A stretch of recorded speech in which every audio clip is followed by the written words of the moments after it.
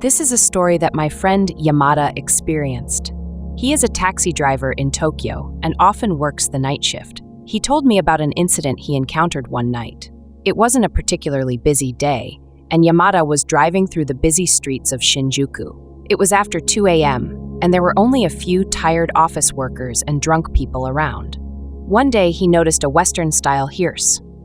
Its black body was decorated with silver decorations, giving off a somewhat strange atmosphere. While thinking, it's rare to see a hearse at this time of night, he continued driving without paying any attention to it. However, after a while, the hearse followed behind Yamada's taxi, keeping a certain distance from it. At first, Yamada thought it was a coincidence, but gradually he noticed that the hearse was following him all the way behind and began to feel uneasy. When he checked in the rearview mirror while waiting at a traffic light, it seemed like there was no one in the driver's seat. No way, he thought, but he stepped on the accelerator again. But the hearse still followed him. Even after changing route several times, it followed him like a ghost. Finally, unable to bear it any longer, Yamada parked his car in a deserted alley and decided to get out to check on the hearse. When he got closer, there was indeed no one in the driver's seat. Even more surprising, he couldn't hear the engine of the hearse. As his fear grew, Yamada suddenly looked towards the back seat of the hearse. There was a coffin covered in a pure white cloth, and for a moment, he saw a pale face peeking out from between the cloth. Shocked, Yamada hurried back to the taxi, started the engine, and left the scene. However, when he looked in the rearview mirror, the hearse was still following him. Realizing that he could no longer escape, Yamada ran to the nearest police box. After explaining the situation to the police officer, he was told to head to the scene immediately. However, when he returned to the scene, the hearse had disappeared without a trace. The police officer could only scratch his head, and in the end, the night ended without anything being resolved. The next day, Yamada told his colleagues about this incident. One of them said, "Could that be the hearse that was involved in an accident here a long time ago? There's a rumor that the driver died suddenly and the whole hearse disappeared." Yamada's spine was chilled to the bone when he heard this story. Since then, he has avoided Shinjuku late at night and says that every time he sees a hearse, the horror of that night comes back to him. When I heard this story, I couldn't just dismiss it as a coincidence or an illusion, because I felt that Yamada's expression when he actually experienced it told me that it was real.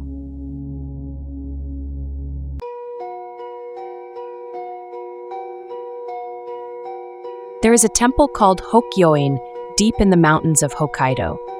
This is a true story of a hiker who visited the temple.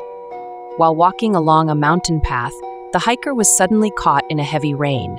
While wandering around looking for a place to shelter from the rain, he found an old temple with the name Hokyoin written on it. To take shelter from the rain, the hiker stepped inside the temple. It was cool inside the temple, and a dim light was flickering. When he entered the main hall, a huge mirror was enshrined in the center. The hiker approached and stared at the mirror.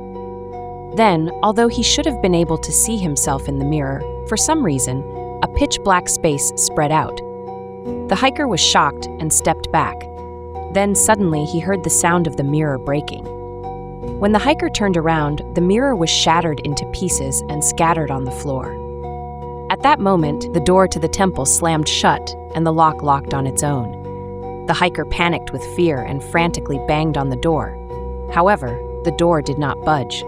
Looking out the window, it was pitch black and nothing could be seen. The climber was trapped inside the temple. After a while, strange sounds began to be heard in the temple. Sobbing voices, footsteps, the sound of tearing paper. The climber trembled and let out a voiceless scream. Soon, a black mist rose from where the mirror had broken. The mist grew larger and larger, engulfing the climber. The climber felt like he was suffocating and lost consciousness. When he came to, he found himself lying outside the temple. The rain had stopped and the stars were twinkling in the sky. The climber slowly got up and walked towards the temple. The temple was quiet and shrouded in darkness. The climber gently opened the door and looked inside. The main hall was empty, with no mirrors or anything else. It was as if what he had experienced had been a dream. However, shards of the broken mirror were scattered at the climber's feet.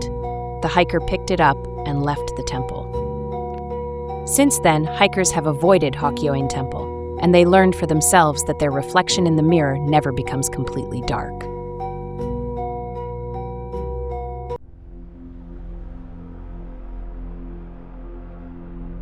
My friend Sato is a lawyer in a regional city.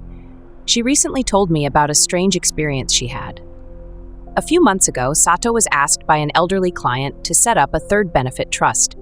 The client, Yamada, said he wanted to trust all of his assets to his granddaughter after he died. However, Yamada was not supposed to have a granddaughter. When Sato checked, Yamada insisted, "She hasn't been born yet, but she will definitely be born." Sato contacted Yamada's son and daughter-in-law, but they said they had no plans to have children. Still, Yamada did not give in and continued to insist, "She will definitely be born." Sato felt that something was wrong with Yamada, but respected his wishes and created a trust agreement. After that, Yamada suddenly became ill and was hospitalized. When Sato went to visit him, Yamada pointed to the air and said, "My granddaughter has come." Sato could not see anything, but Yamada was talking to the air with a happy look on his face. The next day, Yamada passed away. Sato contacted Yamada's son and daughter-in-law and helped him prepare for the funeral. On the day of the funeral, Sato noticed something strange. Among the attendees, there was a girl he didn't recognize. When Sato asked his son and his wife, they replied, "She's a girl I don't know." When he asked the other attendees, no one knew who the girl was. When Sato tried to approach the girl, she suddenly disappeared. After the funeral, when Sato returned to his office, he found an envelope he didn't recognize on his desk. When he opened it, he found a photo inside. It was a photo of Yamada when she was young, and next to her was a girl who looked very similar to the girl from before. On the back of the photo, it said, "My precious granddaughter." Sato felt a chill down his spine. Did the granddaughter that Yamada spoke of really exist? Or was it an illusion created by Yamada's strong feelings? A few weeks later, Yamada's son and his wife contacted him. His wife was pregnant. Sato couldn't hide his surprise. It was as if Yamada's wish had come true. Since then, whenever Sato deals with a third-party benefit trust case, he remembers that mysterious incident. And he begins to think that people's thoughts and wishes may have a power beyond our imagination. よかったら自転車走り続けて街のただ待ってて誰も知らない思いがかかって夜を越え見知らぬ景色に消えてゆく